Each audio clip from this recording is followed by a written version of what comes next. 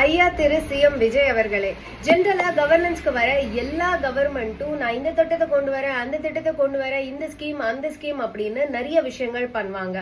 But தவிக அரசு அந்த மாதிரி பண்ணதுலயே ரொம்ப இம்ப்ரெசிவா எனக்கு பட்டது என்ன அப்படின்னு பாத்தீங்கன்னா, நேத்து துவங்கி வைக்கப்பட்ட அந்த சிங்கப்பெண் திட்டம் ஸ்கீம் அப்படிங்கிறது தான். இது ஸ்கீம் இல்ல, இன்ஃபேக்ட் பெண்களோட பாதுகாப்புக்காக உருவாக்கப்பட்ட சிங்கப்பெண் படை அப்படின்னு தான் சொல்லணும். அது நேத்து தான் இனாகிரேட் பண்ணப்பட்டிருக்கு அப்படிங்கறத நம்ம எல்லாருமே நியூஸஸ்ல பார்த்தோம். மே 10 பதவியேற்ற உடனே கையெழுத்து போட்டு உருவாக்கப்பட்ட இந்த பாதுகாப்பு படை எல்லா பாதுகாப்பு படை மாதிரியோ இல்ல எல்லா ஸ்கீம்ஸ் மாதிரியோ கொஞ்ச நாளைக்கு அப்புறமா அப்படியே அமுங்கி போயிடாம ஃபுல் ஃபோர்ஸ்ல இருக்கணும் அப்படிங்கறத நான் கேட்டுக்கிறேன்.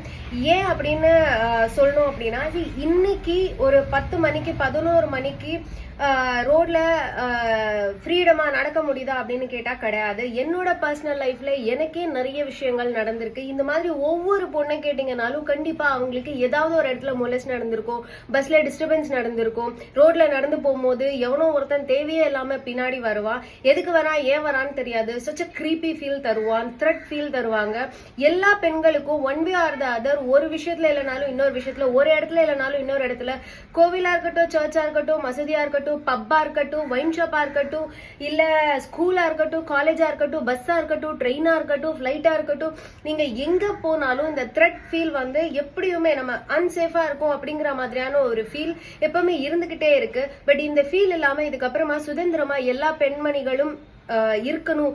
அந்த நம்மளுக்கு வந்து வி ஆர் சேஃப் அப்படிங்கிற ஒரு ஃபீல் இருக்கணும். அதுக்கு இந்த சிங்கப்பெண் திட்டம் வந்து கண்டிப்பா ஃபுல் ஃபோர்ஸ்ல இருக்கணும் அப்படிங்கறது பேப்பர்ல மட்டும் இல்லாம ஆக்ஷன்லயும் இருக்கணும். நீங்க சொன்ன மாதிரி உடனுக்குடனே அரெஸ்ட் பண்ணப்படணும், உடனுக்குடனே சார்ஜ் ஷீட் ஃபைல் பண்ணப்படணும், உடனுக்குடனே தண்டனைகள் கொடுக்கப்படணும். அப்படி இந்த மாதிரியான விஷயங்கள் நடந்தா மட்டும்தான் பெண்களுக்கு அநீதி இழைக்கிற எந்த ஒரு செயலும் நிறுத்தப்படும் அப்படிங்கறத நான் நம்புறேன்.